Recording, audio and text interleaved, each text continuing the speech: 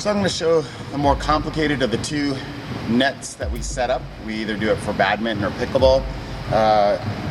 On the end, this top rope area, just getting a good habit of learning how to do slip knots. If you don't know slip knot, ask me about it. But I just put slip knots in here so there's no permanent things tied, so I can always undo it. But usually there'll be maybe 2 on every string, just because I'm either setting up pickleball, like I said, or badminton, and sometimes there's just different placements for that. So what we have, and what you want to do before you get anything started for pickleball, have all your poles facing in the same direction. All that means is this top hook, have them all going towards the same wall. And do yourself a favor, and like we've got it right here, just get all your nets lengthened out. The first step you want to do is, instead of this top string, look at this bottom one where there's 2. What I've done is I've put it through a line tightener.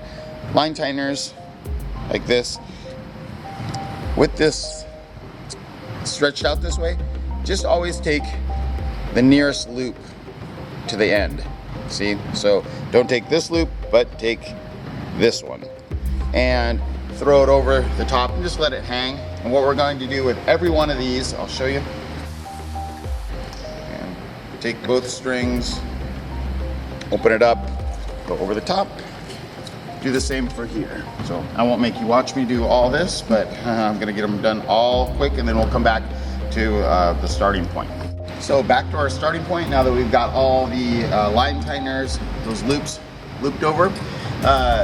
This would be a whole lot simpler if we weren't constantly sharing poles. So as you can see, each of these middle poles has a net connected to both sides. If they were completely separate, it'd be a little bit of a different story. Now, for pickleball, every one of these poles is going to use one of these little like curly cue, pigtail, I don't know what you want to call them, but keep those off until you're at this stage. So I'm hooking this up again. These top hooks are all facing the same way, so you know this little curly cue thing is going to be facing that way.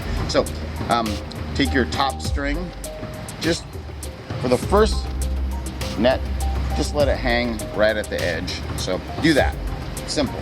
Come down here. This is where it gets a little bit trickier, and maybe I'll have my camera person maybe standing on this end. I'm so used to being here. So here we go. Think about this. So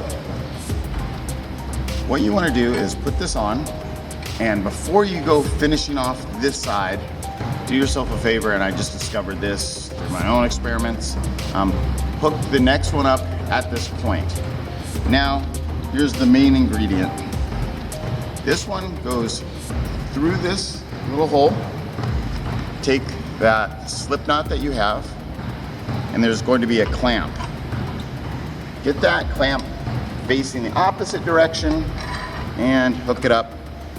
I'm going to do this to every one of these, and don't worry right now about the end result, because this clamp is what's going to lift and lower the net to the right measurement. So let me get the rest of this done. But as I explained, I started with the far side, because if I didn't put this in, this string right here would block my method. And this is when we're talking about these poles sharing nets. So do this. Let me just demonstrate this all over again on this next one. So how about hop down here with me? Little pigtail thing, put it there. Top string for the next one. And then from here, it's just a simple deal of hook it over and go to this far side, like adjustment clamp. And you might find better ways to do this than I have. And if you do, please share with me. This is just my method, which has been working out. So let me get these last 2, and then I'll show you how we do the height adjustment. And as you know, this is just sagging. We're getting ready to raise it.